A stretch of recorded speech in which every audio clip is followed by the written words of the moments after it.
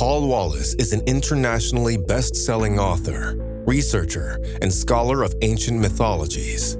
Over the last decade, Paul's work has probed the world's mythologies and ancestral narratives for the insights they hold on our origins as a species and our potential as human beings.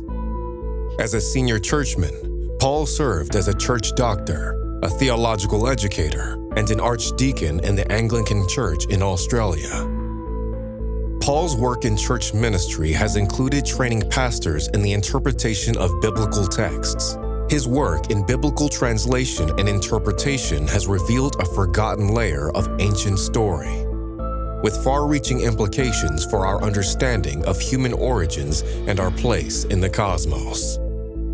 In this video, Paul sits down with Regina Meredith, host of Gaia TV's Open Minds, to confront the uncomfortable truths buried in those ancient texts and the lasting impact their mistranslations continue to have on us today. Now we're going to move on to the seal that was found. Was it the southern wall of Temple Mount? Yes. What was this all about? Oh, this was so exciting. This was just last year, while I was writing the Eden Enigma. Okay. This happened. Okay. The seal was discovered, the seal of Yeho'ezer.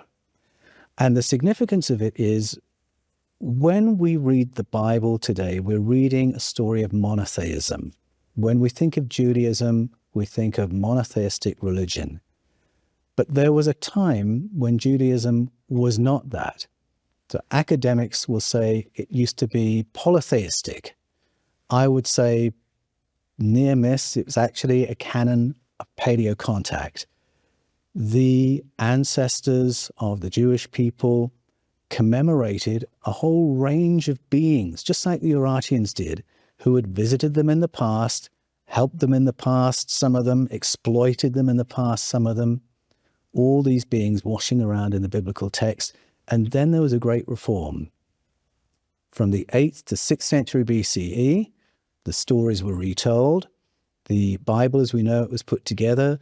There was a ritual reform. Various priesthoods shut down, temples demolished, and Judaism was pared down to Yahwist monotheism. But this seal comes from a time before that had happened. And so it belonged to a Jewish leader who would use the seal to solemnize his documents and seal his letters.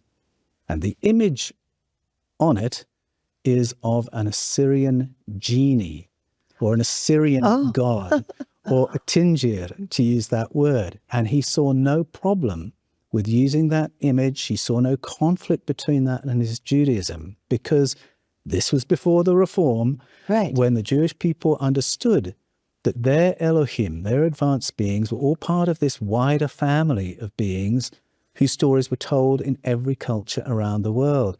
So the seal is a little window into that ancient time before all the modern boundaries of religion that we think of today, when people remembered what the Elohim looked like, what the Anunnaki looked like.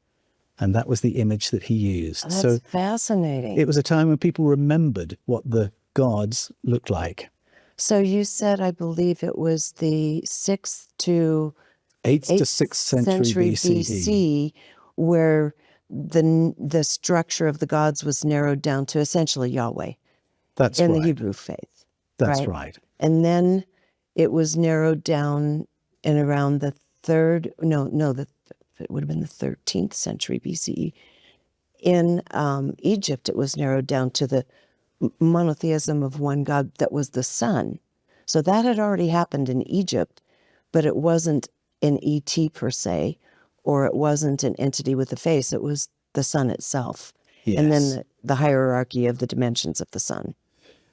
The reforms in the Jewish faith had a huge political implication, just as they did in Egypt. Oh, yeah, it went down badly. But it was kind of the other way around for Judaism, because it was a centralizing of power where you had one God, one king, one high priest, one temple, all the tithes going to that one place. Yeah. And it was part of achieving an easily governed theocratic society. That's what they created. Okay, so now let's go to, we're going to go, because we're talking about both controlling and opportunistic gods, and we're talking about those who came to assist humanity. So one of the stories that you look into, it happened in the Hawaiian culture, the Ahumanu. Let's go there now. The story of the arrival of the Mo'o, the dragons, and the Ahumanu in the Hawaiian stories is basically a story of invasion. It's a very ancient story in which these beings come and colonize the lands of their ancestors. So all traditional ownership of the land is now irrelevant. The land belongs to the Mo'o, the Ahumanu, and it is divided up so that the place can be managed. So now people, just to live, have to pay rent to the higher ups just to live on the land. And you can create scarcity, dependence. And one way in which they did this was introduce a money system. So now you need the money to pay the rents. So instead of working for yourself or your community, you're working for money. And the money is issued by the invaders. So you're working for the invaders. And then the money you're paid is devalued year after year. So just to maintain your standard of living, you're going to work ever harder. That sounds familiar right now. It sounds familiar. It's an ancient story. But when I heard that story, I thought, oh my goodness, I understand this world. This is the world we live in. And I think a lot of the time, when we think about ancient ancestral story, we think it's a story about the past. It's really a lens to help us understand the world in which we live. Yes. And so we're talking about usurious entities that are trying to create structure and order where they control and they gain. That's what we have today, basically. And so, that's often called throughout history, they're called and certainly now, these people are called the elite, which I take great exception to. It just burns me when I hear people calling them the elite because they're bottom feeders. They're feeding off of the efforts and energy of good people. That's a bottom feeder. And so why did we start calling them the elite instead of predators? They're predators. Well, I think because the invaders become the Department of Education. And they call themselves the elite. So, I would give the story of Ghana as an example of this, because this is my family story. Okay. So my family on my father's side is Ghanaian. From the 1820s on until 1950, Britain sort of took control of Ghana. And the way it was framed, obviously they went in because they had a lot of weaponry, and they said, we can defend you against your enemies. Oh, thank you, says Ghana. And bit by bit discovers the British are there for the British, not for the Ghanaians. But the story runs that obviously the British are superior, they are more sophisticated, they're running the show, they're running the legal system, they're running the banks, they're running the schools. And if you want to progress in British Ghana, then start dressing British. Start speaking the Queen's English. And a lot of Ghanaian people for a long time bought into that, where they were made to feel inferior and regard the British as the elite, because that was the story the British told. And that's, you can look at any invasion around all over the world. It's the same pattern everywhere. I think we need to take our power back and stop calling these usurious factions the elite. They're not. They're users and controllers. I agree. They're predators. A great shortcut to doing that is Jim Henson's movie. Tell us. The Dark Crystal. When I watched this movie... You're talking Muppets. Yeah. It is Muppets. Yeah. And so I thought, this is a fun kids movie. I like Muppets.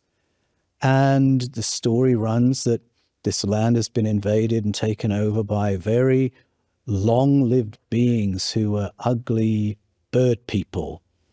And very much like the Ahumanu in the Hawaiian story. And they predate upon the innocent, childlike gelflings. And they'll often capture them, terrorize them, and then they'll extract the essence of the gelflings, which they feed on so they can carry on living long. Well, I watched this as a kid's movie a long time ago. Now I'm realizing that's actually Jim our Henson world. was onto something. He's telling us the truth about our world. But when you see it that way, and you see the silly, ugly bird people, you wouldn't call them elite. You would say they were the evil beings. And watch that movie, and it will just reframe. You will never talk about the elite again after you've watched The Dark Crystal. Okay, I love it. The Dark Crystal. You'll call them Jim the bird Henson. people. Oh, the bird people. Okay. I'll probably still call them bottom feeders or predators, but Fair enough. okay. So right now, as the structures in our government, which all governments, I mean, the time is up. The old post-industrial era structures need to kind of fall down now because they've outlived their function and usefulness, and too many people were used as fodder. I mean, it really was in this elite power structure that these systems were designed, including our educational systems, our medical systems. So I think we're all on the same page. These systems have to transform, and it's going to happen probably in a very chaotic way. We're seeing it already.